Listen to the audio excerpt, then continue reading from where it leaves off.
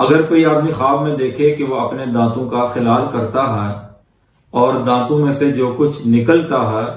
اس کی تعبیر ہے کہ خواب دیکھنے والا اپنے اہل و عیال کے مال کو گھر سے باہر نکالے گا، یا اہل و عیال کا مال ضائع کرے گا، یا اس کے اہل و عیال کا مال ضائع ہو جائے گا۔ حضرت جابر مغربی رحمۃ اللہ علیہ فرماتے ہیں، اگر کوئی آدمی خواب میں دیکھے کہ اس نے اپنے دانتوں کا خلال کیا اور جو کچھ دانتوں سے نکلا ہے اس نے کسی اور آدمی کو دے دیا، اس کی تعبیر ہے کہ خواب دیکھنے والا اپنے اہل و عیال کا مال ناحق طور پر ناجائز طریقے سے ان سے چھین کر کسی دوسرے آدمی کو دے گا۔ اگر کوئی آدمی خواب میں دیکھے کہ اس نے